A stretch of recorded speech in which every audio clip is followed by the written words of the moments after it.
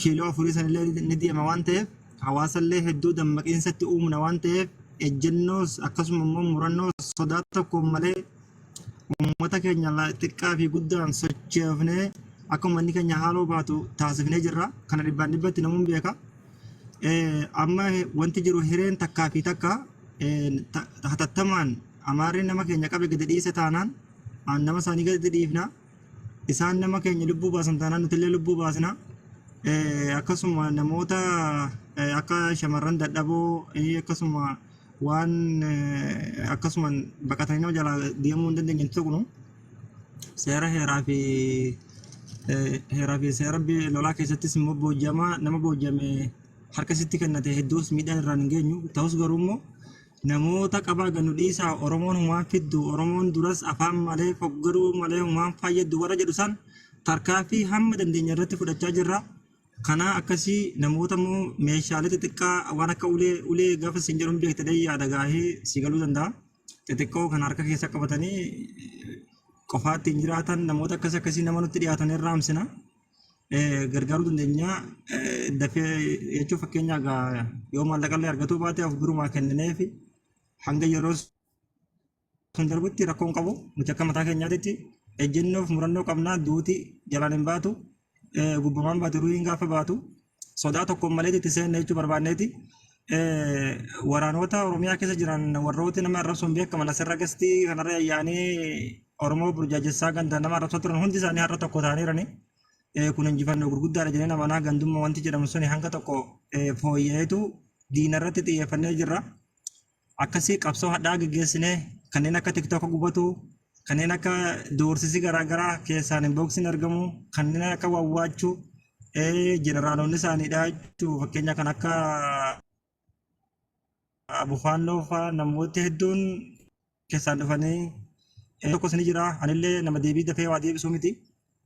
Walumaa galatti akka Oromootitti akka saba Amaaraatitti wal ga'anii lafatti taanaanis miidiyaa irratti taanaanis jarri lakki nuti wal geenyee Oromoodha lolan dhaabnaa kan jiran taanaan nuti uummata keenyaaf nageenyi barbaachisaadha.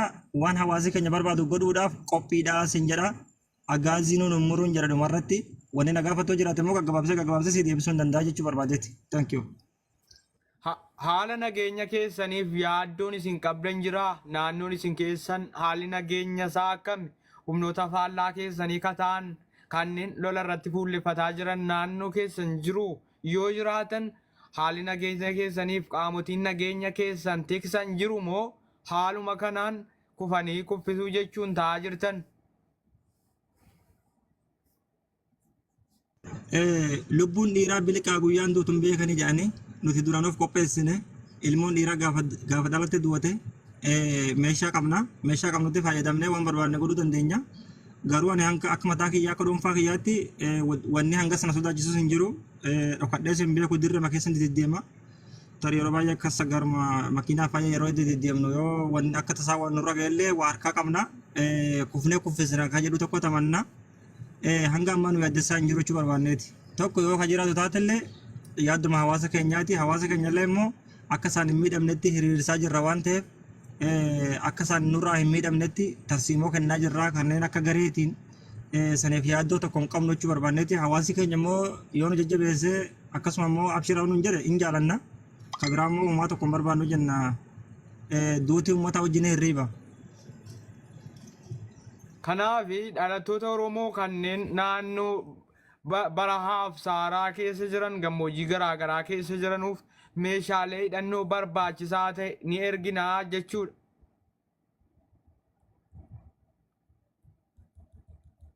Ni ergina kanneen akka shugguxii kanneen akka sikiina garaagaraa jechuun kan sikiina jechuun kan tamaatikii kan barbaachisaa taate uummata keenyaaf barbaanneen goona jechuu barbaanneeti. Sodaa tokkoon malee gabbaanee jechuudha.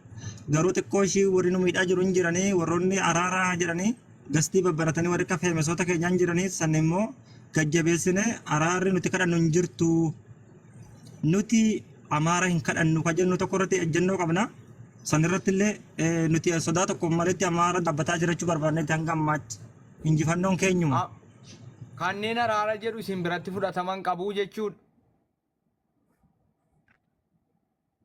wanni araara jedhamu fudhataman qabu sila araara jedhanii kaleessa yeroo mana gara toora nama kumsa jibira akkasitti tumamaa ture yeroo namni tumamu sanitti kanneen akka gurguddaa isaanii kan ta'an warrooti leebili 34 olii nutti barreessanii bannaati nu dhiisa jechuudhaan barruu garaagaraa yeroo natti argaman lakkoofsana yeroo natti argaman laalaa dhiisaan ture jechuudha.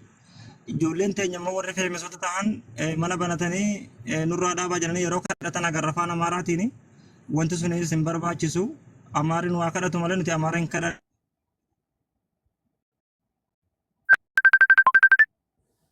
Kabajamoo maamila keenya. Okay, itti fufaa waan isinirra bilbilame waan fakkaateef gara yaadaatti darbine yaada keessan itti fufaa King Ahmad.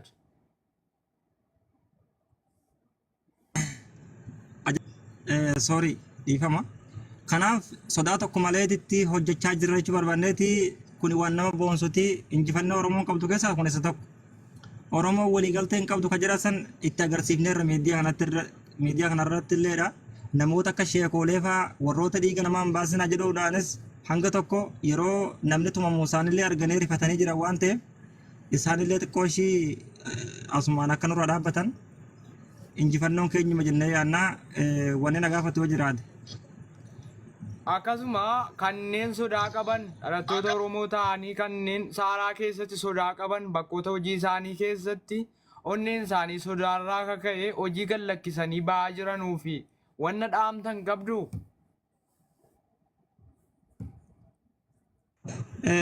Akkasii hojii gadhiisanii warroonni deemanii jiranii warroota akkasii haala tokko tokko hojii mijeessaa jirraa sani wama jiru qabsoo keessatti gaafa lollee eegale boqqoowwan sooma jirtu wal deebisuun sooma jirtu hawaasa santu gadi jaara fakkeenyaa yoo dandeessan waan akka garee keessatti maallaqa walitti buusanii warroonni biyyi isaanii nagaa qabdu akkasuma gandis manni isaanii hin gubatin warra mana gubate saniif waa ijaarutti dalagaan qabdu taanaan manni kan kee gubateera jennee amannaa hojii sababa kanaa gadhiifte taanaan Oromoo si cinaa dhaabbatuu qaba jedheetii yaada namoota ofitti qabuudhaan yeroo tokkummaatiin jaan gama kanaaf fixadheetiin jira gama kiyyaanii kun nagaa fattuu jiraate immoo walitti qabeetiin si deebisa bal'inaanii kanumaan jira.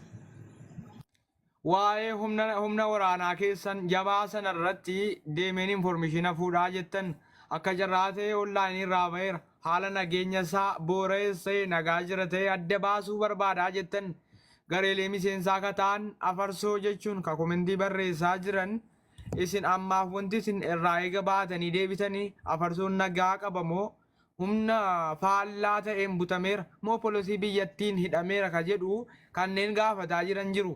Kanarratti isin yaada eega baatanii dhuftanii yaada hubattanii dhuftan qabdu King Ahmad.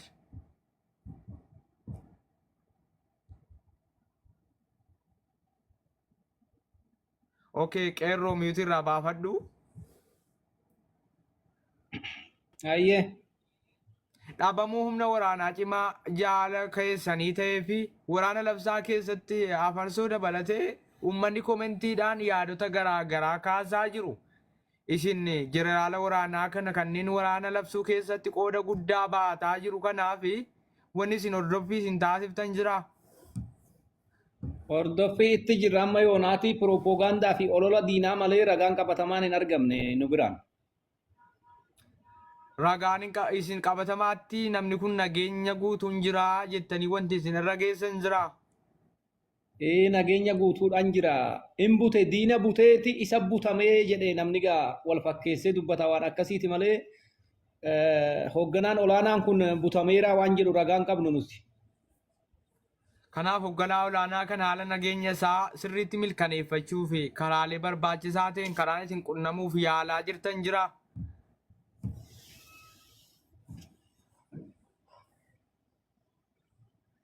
Hayyeme irra deebihime.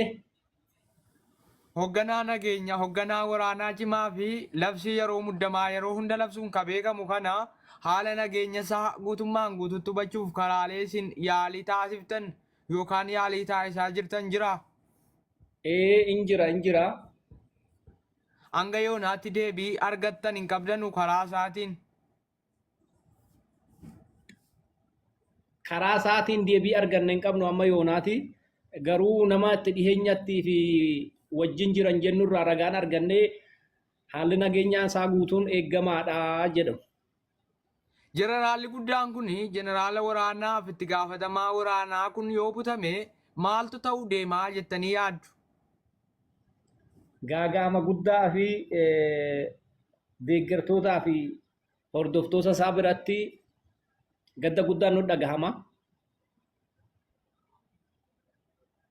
Humni waraana keessanii hooggantoota yeroo hojiitti bobbaasu ofii sikuriitiif bakkoota murtaa'aa ta'e dhaabbatee waraanota gara waraanaatti bobbaasee qabaa, reebaa, ajjeesaa jedhamoo ofii isaatiifis irratti hirmaataa waan kana labsa. Sunneen hooggantoonni olaanoon akkasii nuti garuu warra dirreetti loleellee lolchiisulleedhaa kufnee kuffisnaa walumaan hirmaanna. Hooggantoonni olaanaan bakkoota murtaa'aa ta'anii waan kana labsaa jiran jiraa jechuudha. Hin jiraatu. Meeshaalee gahaa qabdu fakkeenyaaf wantoota ittiin sochootanu konkolaataa lolaas ta'e konkolaataa ittiin bakkaa bakkatti jijjiirrattan sa'aatii barbaaddan keessatti socho'uu dandeessu. Sa'aatii barbaannetti meeshaa sochii gahaa qabna magaalaa isheenuu baadiyyaa bahuu dandeenya. Waan gahaa qabna rakkoon qabu waan akka mootoraa kan akka haayiloksii makiinaa sanduuqa qabdu dudduuba banaa hunda qabna. Akka humna waraanaa keessanitti haala bahinsarra waan jirtanuuf bakkoota jarri kun jiran irratti tarkaanfii sakatta'iinsaa akka taasiftan qabdu. Ni qabnee bakka barbaachisaa bakka qoratamee ragaan qabatamaan itti argametti sochoonee tarkaanfii sin fudhanna. Kanneen qabeenyaaf bakka hojii isaaniitti buqqiftan qabdu sodaa nageenyaaf ka buqqisanii qe'ee isaanii gallakkisanii deeman jiru. Nuti hamma yoonaatti waan gurmaa'ee deemu irratti tarkaanfii fudhanne malee kan bakka hojiitii buqqifne hin qabnu. Waan akkasii irratti illee hin amannu. Kanneen dhalattoota Oromoo kanneen isaan qaban baay'inaan meeqa ta'aniiru?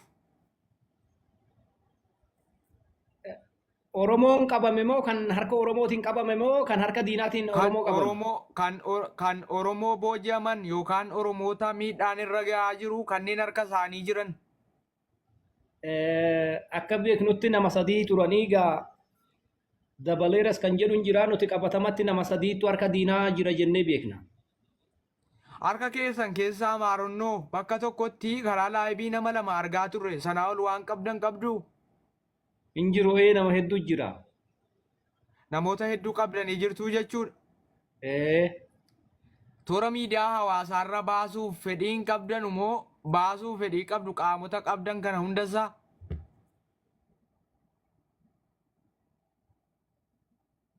Yeroo achisetti mana mareetti mari'atamee qofa hawaasaaf ifa taasifama. Isin ka jedhanii labsii yeroo muddamaa yookaan komaandi poostii labsitanii jechuu maddeen gabaasaa turan. Labsii yeroo muddamaa yookaan komaandi poostiin keessan ji'a kamiif tura yookaan ji'a meeqaaf tura? Ammaaf yeroon isaa hin murtoofamne garuu komaandi poostii labsineerraa.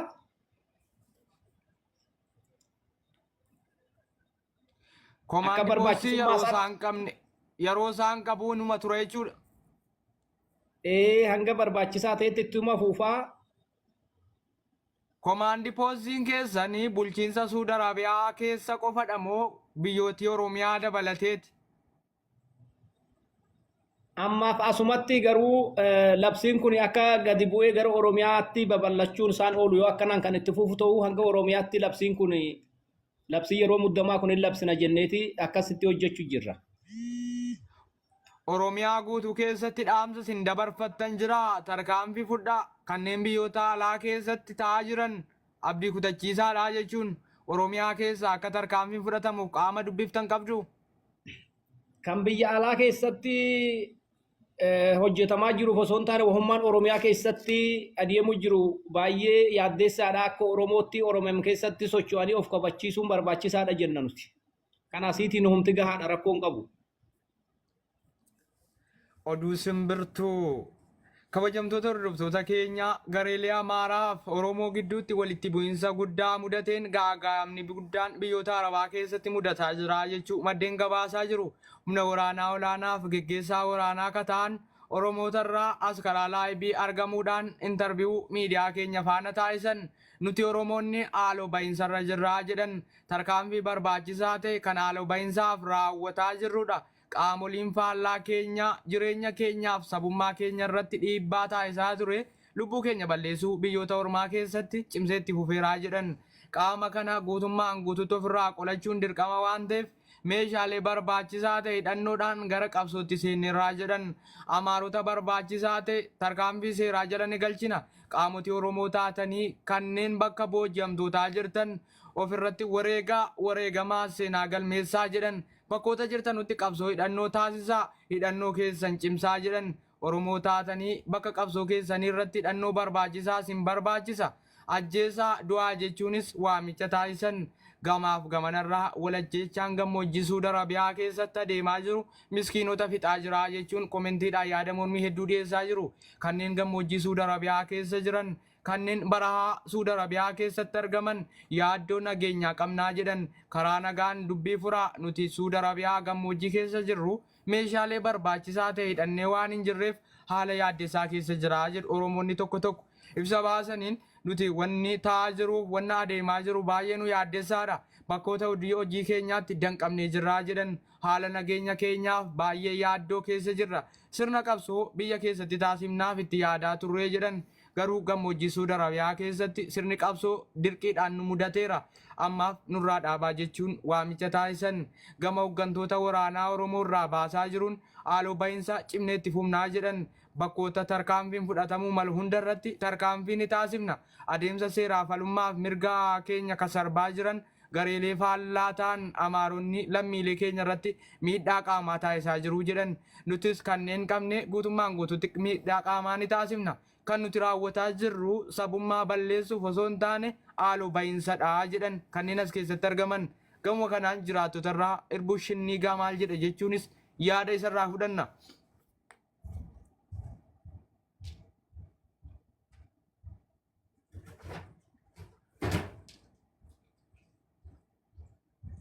Kabajamoo maamila keenya haala nageenyaa keenyaa fooyyessuuf barrii keenya rimootiidhaan cufnee dhumne sikuriitii barbaachisaa waan hin qabneef barrii keenya bifa rimootiitti deebisuun ofirraa cufnee jirraa jenne nuti biyyoota guddatan keessa yoo jiraanne illee Amaarotaan edalkan eega walitti dhumne booda walitti gaarreffannaan keenya waan hammaateef haala nageenya koo cimsuuf jecha barrii koo guutummaan guutuutti cufadhee dhufe.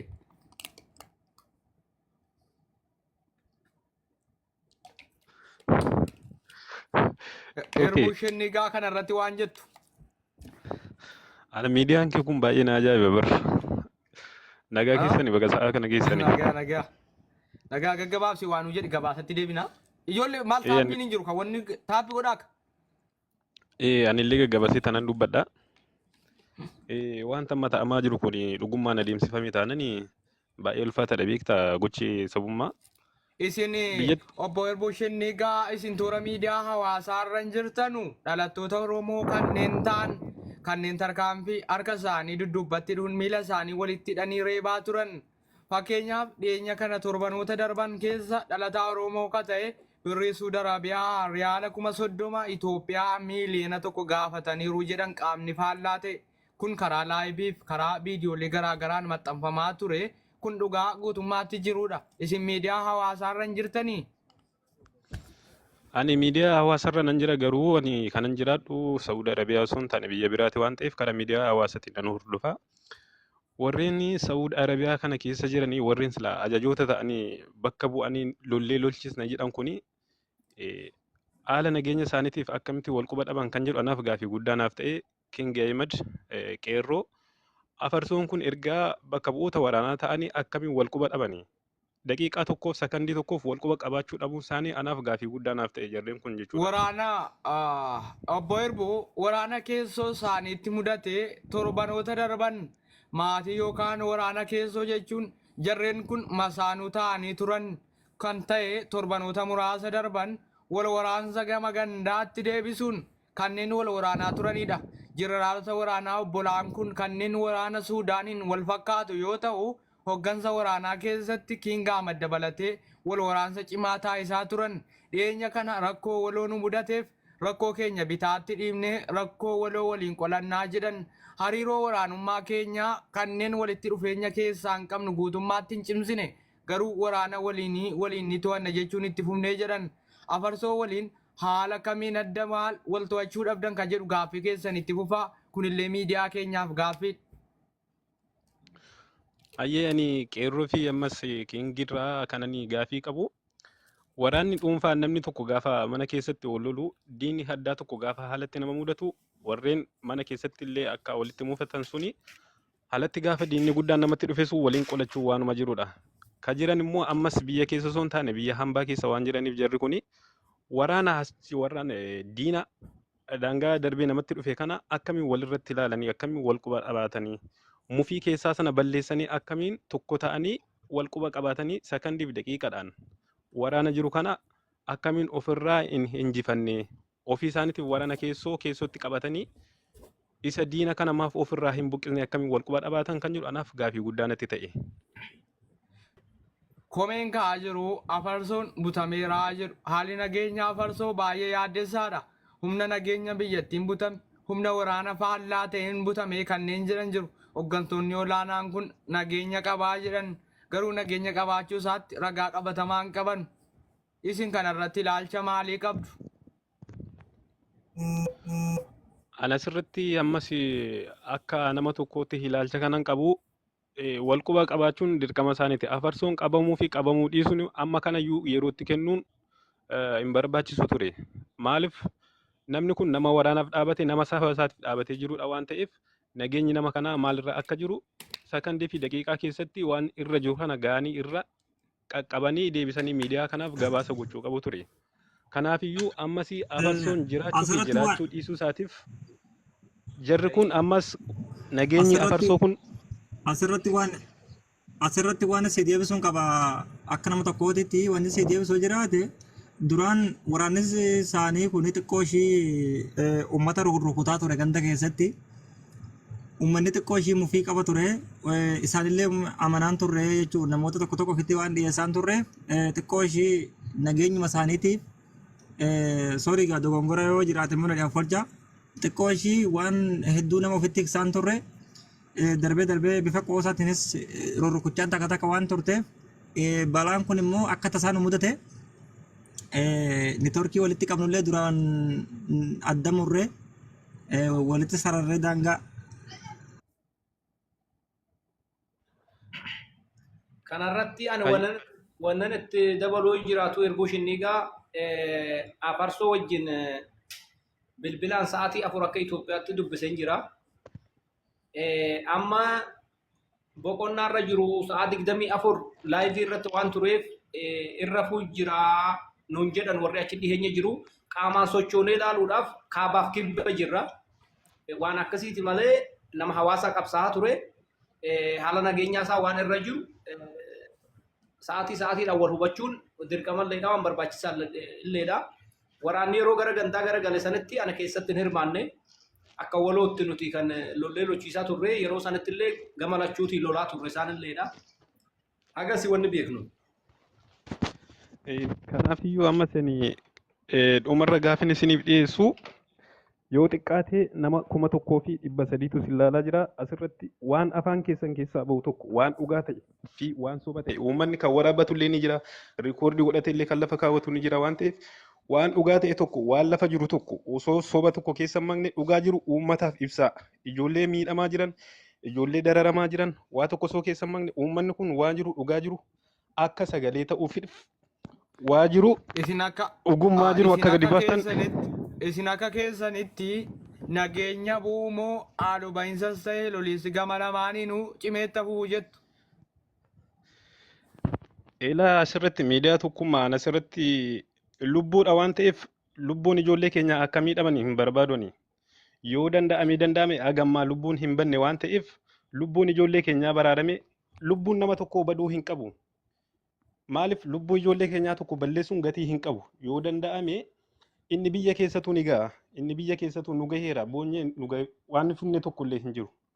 Kanaafiyyuu yoo danda'ame aga danda'ametti nageenyaa bu'u. Lubbuun nama tokko baduu hin qabu waan ta'eef hundumtuu hojjetee hargachuuf biyyaa ba'e malee waraana kun Itoophiyaa keessa hin jiranii Itoophiyaa keessatti waraannee haala odeeffanna waan jedhanii miti. Ijoolleen kun kan biyyaa ba'aniif miskiinummaadha kan maatii gargaaruudhaaf rakkoo addaatiif biyyaa ba'an waan ta'eef ijoolleen kun lubbuun isaanii baduu hin qabu qaamni isaaniillee miidhamuu hin qabu. Saniif iyyuu aga danda'ametti nageenyi akka bu'u. Inni rakkina maatii furuuf biyyaa ba'es rakkina maatii isaatii akka furatu nageenyi ijoollee kanas akka eegamu jedha akka kiyyattanii. Ayyee erguu shinniigaa gaafiin qaba'anii nageenya nama kamuuttu barbaada.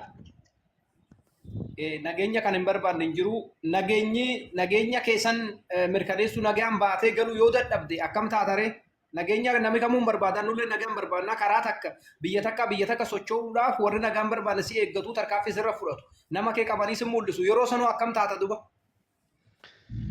Qaamni seeraa tokko hin jiru biyya seerri hin jirre keessa jiraatamu akkami waan kun.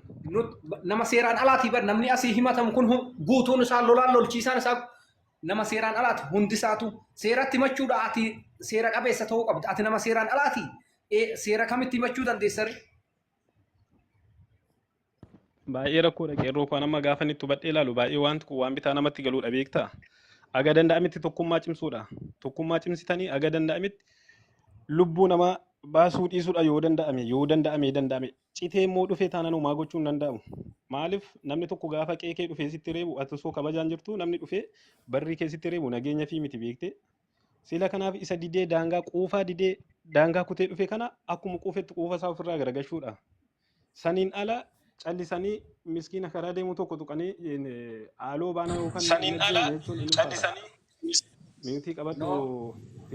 Nuti waan akkasiillee hamma yoonaattillee waraanni keenyas ta'e nutis miskiina yookaan nama qaamaan laaffataa daa'ima irratti tarkaanfii fudhannee hin beeknu nama hojii jiru hojiirra baasnee buqqaafnee hin beeknu bakka hojiitti nama fuunee hin qabnu nama gurmaa'ee sochii irra jiru nama Oromoo barbaachisaa jiru wajjin kan wal falmine.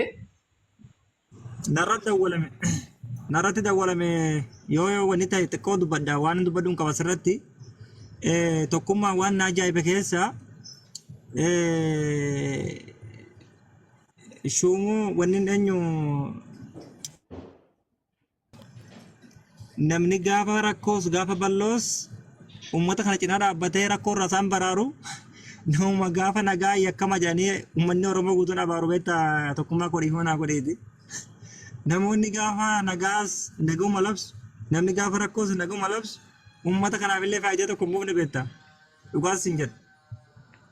Ijoolleen amma farsoo faan usmee faan kaleessa balaaleffatamanii hanga dhuunfaan ajjechamuu reebabaa turan suni har'aan tana laali qoma dhaatanii uummata isaanii cina dhaabbatanii jechuun anaan dabalate. Kana jechuun maali akka nama fayyadu namni laali. Oromoon gowwaas qabaachuu qaba, maraataas qabaachuu qaba, akkasuma wallaalaas qabaachuu qaba, beekaas qabaachuu qaba. Dhageeffadhaa bakka sanatti. Namaaf dubbata abbeeraan gamna wayyaa jedhan. Silaa har'a warri feemesa ofiin jedhu kuni humna jabaa tahaniitu isaan kanarra dhaabbatanii uummata Oromooti waa ijaaruu danda'anii beektaa osoo siyaasa beekan ta'e. Isaan kun baalagee ta'aniitu yoo amaara qaxaqqatanii seera kabachiisanuu isaan sun immoo itti boonanii dhaggeeffadhu ijoollee ofii kanattuu boonanii ijoollee kana jajjabeessanii humna ta'anii duuban jabeessanii gaafa amaarri kokkee qabamtee qaba gannu dhiisaa akkam taana wayni Oromoo gaafa ishiin turte isaan marii araara guddaa taasisuu danda'an turan beektaa wal quba qabaatanii. Kanaaf akkasii innaa rakkoo shannawaa mattee rakkoo ishii banana irraa fatte jedhee caaluun beektanii. Ijoollee kana gaafa rakkoo keessaa ba'an gatanii maraataa godhanii gaafa guyyaan ciminaa gaafa guyyaan rakkoo gaafa guyyaan dukkanaa abbaan kokkee nama laatu ijoollee kana naamanii amantus amanuu baattus jechuudha. Dhugama walitti himnaa bargaa. Kanaaf akkasii ani akka nama tokkootitti maraataan keenyallee nu barbaachisa. Gowwaan keenyallee nu barbaachisa. Even miila cabaan keenyallee nu barbaachisa dayyaata. Dhugama walitti himnaa ta'e. Kanaaf hanga ammaatti ijoollee bakka nu faayyadee jiraachuu barbaadeeti. Diinarra tarkaanfii fudhachuu haa ta'u. Yoo laaltu ta'e amma fakkeenyaaf mana kan keessatti amaaratu humnaan nama jedhaniin qaba dhageeffatu nama guddaa keessa. Ani mana kiyyarratti amaarintu mamuu jedhe tiktookiin keenya jalaa gubata. Nuti garuu lubbuutti gabbaraa jirra betta. Gaafa amaara qabuuf deemtuun ajjeefamtaa. Akkam waraannamtaa. Kana Oromoos hin beeku dhugaas hin jedha. Kana uummatumti haa beekuuf malee kottaa gargaaraa jechuu kiyyaa miti. Walumaa galatti ta'anii jawwala nama daawwatu waan nama dhibneef filee isaan dandeessan. nuyi kaleessa hafarsoo fi usmeedhaan waloluu dandeenya waraana walii garagalchuu dandeenya dhugaadha kana namuun beeka garuu bakka rakkootti bakka ciinqaa bakka tokkummaatti isinitti agarsiifnee irrachuu barbaadetti araara tokkoon maleetti kanaaf akkasii oromoon gaafa tuqame gaafa halagaan nu tuqte hin dhiifnu ka jedhu tokko ejjennoo qabna har'as ta'e borus hawaasa keenyaaf shaamaa taanee bukkaana inuma yaaddeen asin jennaa tiktook immoo harayaa pilees asuma fooloo na godha tiktook lamatti hidhamne dhaggeeffadhu isaan taanii sadaqaatti hin guurratuudhaaf asirra yaa'ee na arga jedhu nuti tiktook lamatti hidhamne jechuu